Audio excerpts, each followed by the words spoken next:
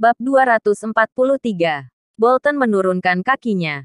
Duduk tegak menatap Nathan dan tertawa. Bocah, apa maksudmu?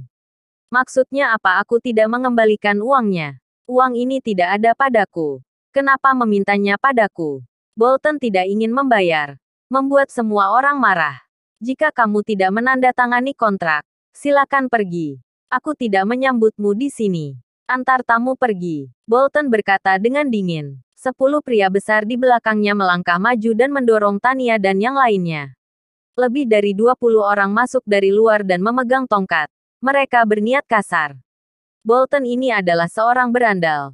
Mengandalkan pabrik pakaian menghasilkan banyak orang. Dan melatih sekelompok preman dan menjadi preman lokal yang terkenal. Banyak lawan bisnis dan mitra yang kakinya dipatahkan oleh Bolton. Bahkan anggota keluarga juga ikut dihukum. Begitu banyak orang yang takut pada Bolton. Hanya Jordan Group yang berani bekerja sama dengan Bolton. Tidak ada orang lain yang berani. Padahal pabrik ini hanya bernilai hingga 50 miliar. Bolton membuka harga 200 miliar sudah merupakan pemerasan. Sekarang harganya lebih dari 2 triliun. Keluar sekarang. Kalau tidak, aku akan mematahkan kaki kalian. Para preman mulai mengancam Tania dan yang lainnya. Para pekerja kerah putih ini tidak pernah melihat pemandangan seperti itu. Mereka semua ketakutan. Hanya Nathan dan Green Dragon masih berdiri di tengah. Nathan bertanya, Bolton, aku beri satu kesempatan lagi. Bicaralah baik-baik. Bolton berdiri dan mengancam. Bocah masih tidak ingin keluar. Mau aku patahkan tangan dan kakimu baru mau pergi. Bolton melambaikan tangannya dan berteriak, hajar bocah itu. Tepat ketika preman di sebelahnya ingin memukul. Green Dragon di sebelah Nathan tiba-tiba mengeluarkan pistol dari pinggangnya dan meletakkannya di kepala Bolton. Tunggu, teriak Bolton. Dia perlahan mengangkat tangannya. Tubuhnya menggigil dan keringat dingin keluar. Hampir oleng. Para gangster memandang Bolton kebingungan. Bertanya-tanya mengapa mereka berhenti. Ketika mereka melihat dengan jelas senjata di tangan Green Dragon. Mereka mengerti segalanya. Semua minggir ke samping. Tidak berani bertindak gegabah. Trap-trap-trap. Suara langkah tergesa-gesa di koridor terdengar. Puluhan pria kekar dengan warna kulit gelap masuk. Itu adalah tentara bayaran yang dipimpin oleh Iwan Howell. Buk-bak-buk. Preman-preman ini tidak memiliki kekuatan bertarung di depan mereka. Tidak berapa lama preman-preman itu berlutut di tanah. Hidung mereka memar dan wajah mereka bengkak. Kali ini Bolton dan puluhan preman tercengang. Green Dragon tersenyum dan berkata, kemana perginya aroganmu? Ayo, bicara lagi. Bolton sangat ketakutan hingga hampir terkencing-kencing. Saudaraku hati-hati.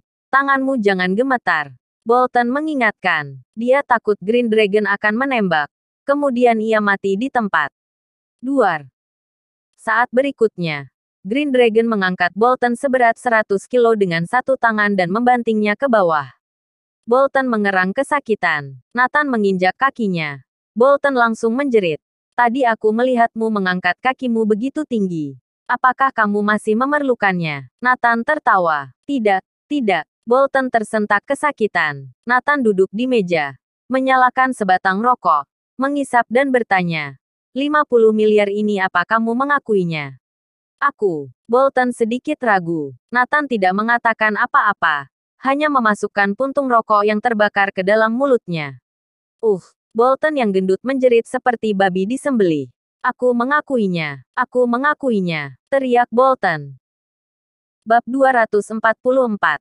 Oke. Aku tanya padamu. Secara tiba-tiba merubah harga dan tidak mengakui 50 miliar ini. Siapa yang memintamu melakukannya? Nathan bertanya. Bolton menggelengkan kepalanya. Tidak. Ini adalah perbuatanku sendiri. Tidak ada hubungannya dengan orang lain. Nathan tersenyum. Dia melambai kepada Iwan Howell. Aku dengar kamu punya taktik jitu untuk interogasi orang. Ayo tunjukkan padaku. Siap. Tuan Nathan. Iwan melangkah maju dan memberi Bolton senyum iblis. Memperlihatkan gigi putihnya. Tenang saja. Tidak sakit. Wah. Iwan membentangkan tas jinjing dengan semua jenis pisau di dalamnya. Dengan melihat saja sudah bergidik. Iwan mengambil pisau sayat kecil dan berkata sambil tersenyum. Tuan Nathan, aku akan menggunakan pisau ini untuk melepas kuku jari tangan dan kakinya dulu. Begitu dia mengatakan ini, Bolton merasakan rasa sakit yang menusuk. Lalu, aku katakan, Iwan baru mengatakan setengah sudah dipotong oleh Bolton. Aku mengaku. Bernard, salah satu dari 8 direktur kamar dagang Anhemia, memintaku untuk melakukan ini. Bagaimanapun caranya, agar aku tidak menjual tempat ini kepada kalian. Juga memintaku menipu kalian. Bolton mengatakan semuanya. Bagus sekali. Kamar dagang Anhemia. Mata Nathan jatuh pada Bolton. Kalau sekarang, apa kamu mau menjual pabrik ini kepadaku?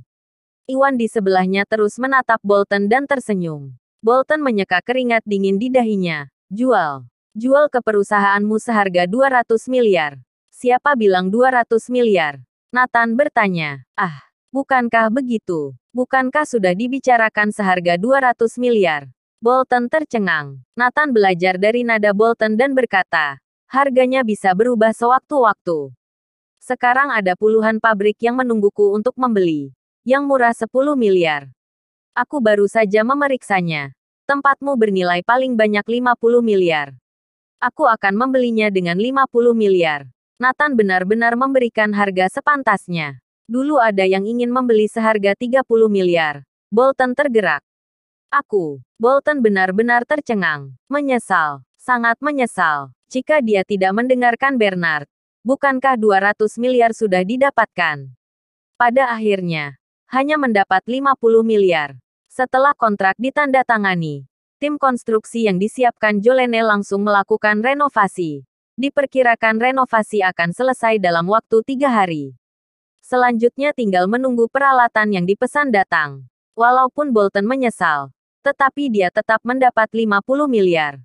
Pada hari yang sama, Bernard dari kamar dagang Anhemia menelepon. Ada apa denganmu, Bolton? Kenapa kamu jual pabriknya dengan harga 50 miliar? Apa kamu bodoh? Setelah telepon dijawab, Bernard langsung memaki. Bernard, memangnya siapa kamu? Beraninya memarahiku. Ku beritahu kamu telah mencelakakanku. Aku tidak sabar untuk mencincangmu. Setelah Bolton selesai memaki, dia menutup telepon. Ini membuat Bernard sangat marah sehingga hampir membanting telepon. Juga hadir 3 direktur kamar dagang Anhemia lainnya. Ricky Knowles, Benson Mathis dan Lonnie Franco. Mereka juga berwajah suram. Kita harus menemukan cara untuk memberi pelajaran pada Jordan Group ini. Bernard berkata dengan sedih. Lonnie tersenyum. Aku baru saja menerima berita bahwa Jordan Group telah memesan sejumlah besar peralatan dari perusahaan peralatan medis Eden di South Memphis. Apa ada cara untuk merusaknya? Semua orang bertanya. Tentu saja, pemilik perusahaan peralatan medis Eden adalah teman sekamarku di universitas. Lonnie tersenyum sinis. Bersambung.